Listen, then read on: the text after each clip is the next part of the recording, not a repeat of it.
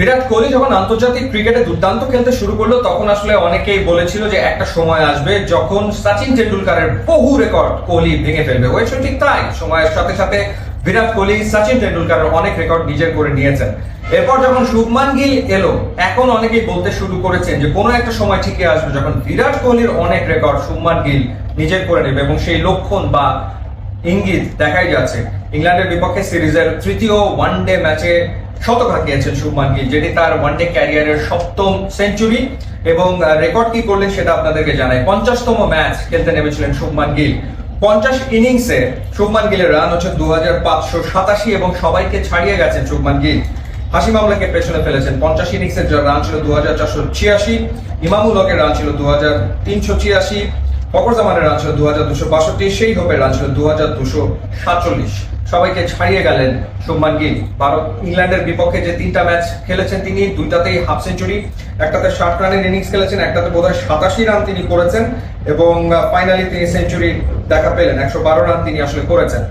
আর ইংল্যান্ডের বিপক্ষে ৩-০ সিরিজ জিতলো ইন্ডিয়া। প্রথম দুটো ম্যাচ তারা ৪ উইকেটে জিতেছিল, চেস করেছিল, এর ভিতরে একটা ৩০০+ তারা চেস করেছিল, এবং এই ম্যাচে তারা বিশাল এক সংগ্রহ গড়ে এবং ১৪২ রানের ব্যবধানে হারালো। ৩৫৬ করেছিল প্রথমে ব্যাট করে ইন্ডিয়া, এবং এটি আহমেদাবাদে সেকেন্ড হাইয়েস্ট। এর আগের হাইয়েস্ট ছিল ৩৬৫ 2 উইকেটে সাউথ আফ্রিকা ইন্ডিয়ার ম্যাচে ২০১০ সালে। আহমেদাবাদে এটাই সেকেন্ড হাইয়েস্ট ৩৫৬।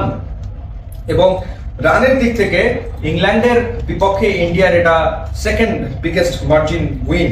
১৫৮ রানে ইন্ডিয়া ইংল্যান্ডকে হারিয়েছিল ২০০৮ সালে রাজকোটে, এবং এটা তাদের দ্বিতীয় বড় জয়।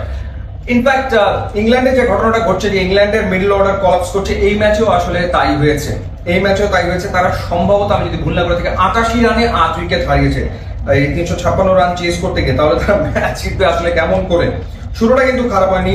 ৬০ রানের একটা ওপেনিং পার্টনারশিপ হয়েছে, তারপর বেন্ডাকেট আউট হয়েছে, ৮০ রানে ফিল সল্ট আউট হয়ে গেছে, এবং একটা সময় তাদের রান ছিল ১২৬, 2 উইকেট হারিয়ে। ১২৬ 2 উইকেটের পর তারা ২১৪ রানে অল আউট হয়ে যায়। তো মোটামুটি তারা অ্যারাউন্ড ৫০ রানের ভিতরে ৬ উইকেট হারিয়েছে, এবং ৮৮ রানের ভিতরে আসলে ৮টা উইকেট হারিয়ে ফেলেছে। এরকম একটা ব্যাটিং কলাপস আসলে আমরা দেখলাম। আর যদি ইন্ডিয়ার কথা বলি, এই ম্যাচে বিরাট কোহলি রান পেয়েছেন। ৫৫ বলে ৫২ রানের একটা ইনিংস খেলেছেন, যেটা খুবই ইম্পর্টেন্ট ইন্ডিয়ার জন্য। সামনে চ্যাম্পিয়ন্স ট্রফি। তার আগে রোহিত শর্মা আগের ম্যাচে সেঞ্চুরি করেছেন, এই ম্যাচে বিরাট কোহলি হাফ সেঞ্চুরি করলেন। শ্রেয়াস আইয়ার সুপার ফর্মে রয়েছেন, আরো একটা দারুণ নক ৭৮ রানের। KL রাহুল ৪০ রান করেছেন, এবং সবশেষ ৪টা ইনিংসে KL রাহুলের রান হচ্ছে ১০২, ৩৯, ৬৬ এবং ৪০। তার মানে হচ্ছে যে চ্যাম্পিয়ন্স ট্রফির আগে ইন্ডিয়ান ব্যাটাররা তারা কিন্তু সবাই রানে চলে এসছে, এবং ইংল্যান্ডকে অল আউট করার ক্ষেত্রে ইন্ডিয়ার সব বোলারই ভূমিকা রেখেছে। হর্ষদীপ সিং, হর্ষিত রানা, অক্ষর প্যাটেল, হার্দিক পান্ডিয়া প্রত্যেকে 2টো করে উইকেট নিয়েছে, এবং দেখা যাচ্ছে যে নতুন বলে তারা আসলে অফ স্ট্যাম্পের বাইরে বেশ ভালো বল করছে, কোনো সন্দেহ এই ব্যাপারে নাই। ইনফ্যাক্ট বা যখন তারা চেঞ্জে বল করতে আসছে তখনও তারা ভালো বল করছে, উইকেট নিচ্ছে, সবচেয়ে বড় ব্যাপার হচ্ছে এটাই। তো যাই হোক, চ্যাম্পিয়ন্স ট্রফির আগে ইন্ডিয়া দারুণ ফর্মে, কোনো সন্দেহ নাই, এবং ইংল্যান্ডের তাদের আসলে কারেকশনের জায়গা অনেক রয়েছে। এখন সেই কারেকশন গুলো তারা কতটা করে নিতে পারে এবং চ্যাম্পিয়ন্স ট্রফিতে কেমন